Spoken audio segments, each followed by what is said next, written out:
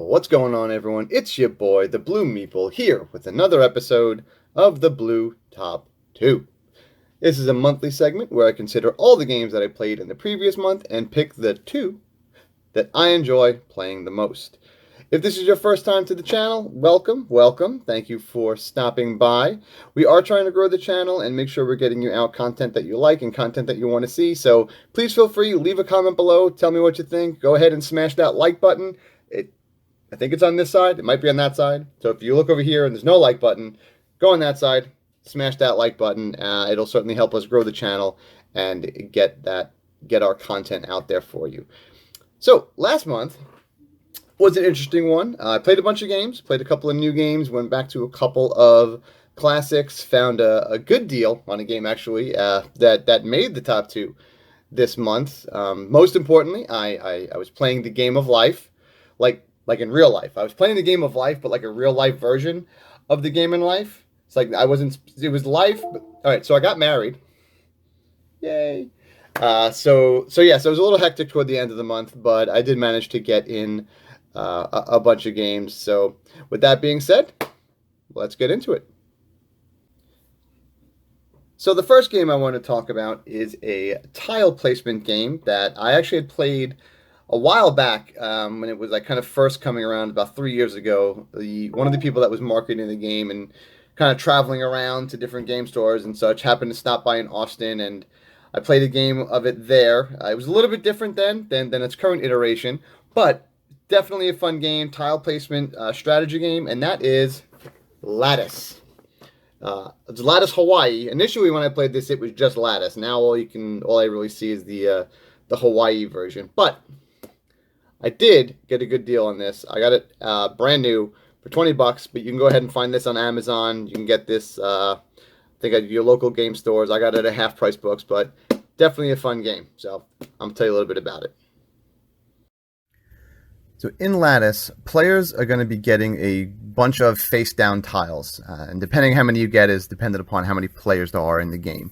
And then you're going to have a rack in front of you with 5 tiles on it, kind of similar to what Scrabble does. And all you're trying to do is you're trying to get rid of all of your tiles. On your turn, you can do one of a couple things. You can play a tile from your rack down to the board. You can exchange tiles. I mean, if you have nothing you can play, you can just get rid of some and then refresh them from your pile.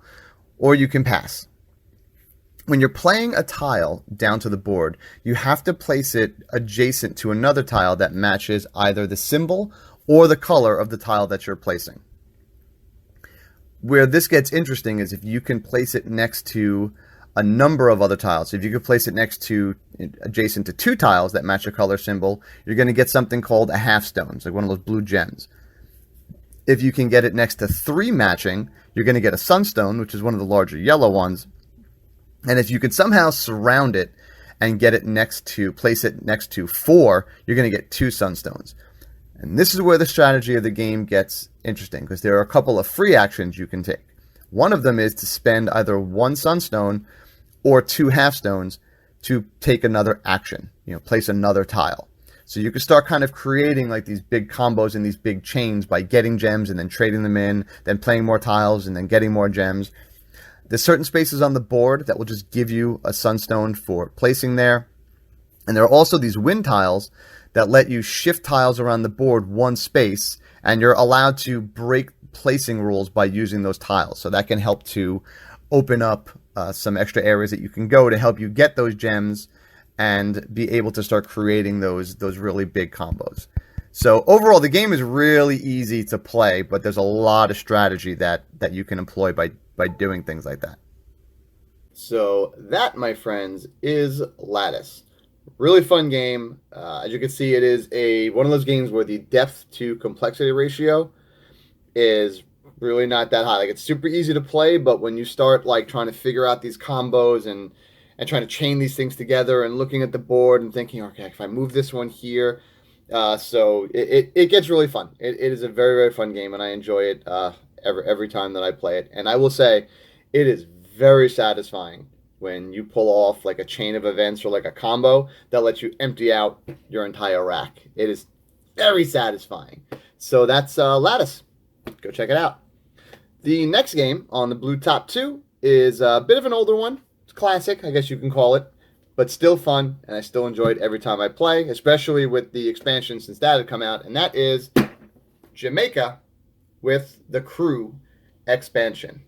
So Jamaica is like I said, it's an older game, but it's a fun little one where we are all retired pirates who have settled in the island of Jamaica and are trying to figure out who the best one is, just for funsies, I guess. And you're just kind of racing around the island of Jamaica. But let me tell you a little bit about it, and then I'll see you in a bit. So like I said, in Jamaica, we're going to be racing around the island, trying to make it back to Port Royal, which was the starting point. And the way you do this is by a deck of cards that every player is going to have. So every player will pick a captain, and they will take their deck of cards and that color ship. All the decks are the same, so everyone's got the same cards, and then you shuffle, and then you draw 3, and then every round you're going to have just a hand of 3 cards, so you refresh the one that you spend. The game's going to go in rounds. There's going to be a day phase and a night phase in each round. And the way that goes is the first player, whoever the captain is the first player, will roll these 2 dice.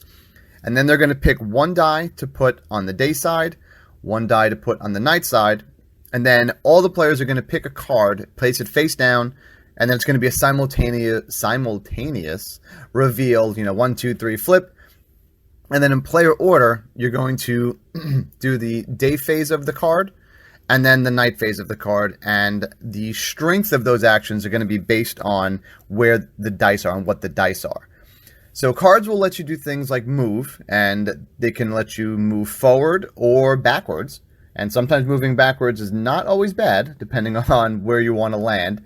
Or they're going to let you get resources, which are gold, food, and gunpowder. There are treasures on the map, too, that you can get. Those usually are along a longer path. So remember, this is a race. You want to try to get back to the beginning as fast as possible. But if you want to risk it and take a longer path, you could try to scoop up some treasure along the way.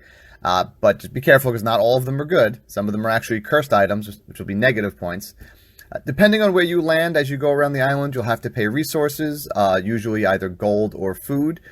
And if you land in the same space as a player, then a combat will initiate, and then there's a separate combat die and a couple of rules for that, but I won't go into too much detail about that here. Once a player reaches Port Royal, you finish out that round. Everyone will get to do the actions that they picked. Then you add up points, and whoever has the most points is the winner. And that, my friends, is Jamaica. So fun little game, a lot of fun every time I play it. It's pretty lightweight. I played it with my 7-year-old, and she was able to pick it up with no real issues there. But a lot of fun, Jamaica. What the crew expansion adds is at certain points you will have the ability to hire these crew members and bring them on board your ship. And they take up a spot in your cargo hold, but they usually will give you a pretty good power or some extra benefit that's pretty substantial. You're probably not going to get to hire more than 2, I'd say. You might not even want to hire more than 2, because then you're really limiting yourself on cargo that you can hold. But but they will give you a pretty substantial power, and some of them are worth points at the end of the game as well. So go ahead and check that one out. Jamaica, lots of fun. Also plays up to 6 players, which is good. So that's a good one if you have a little bit of a larger group. I do have an honorable mention. We talked about it on our latest podcast, which should be airing soon if it hasn't already, is After the Empire. After the Empire is like a tower defense little game where you're building up your castle, and then people come and destroy it, and you have to try to stop them from doing that. That's a fun little game. But that's it. That's what I got for you this month. Like I said, feel free to share, comment, subscribe to the channel. Let us know what you think. Let us know what kind of things that you want to see. And until then, I will see you next time. Peace.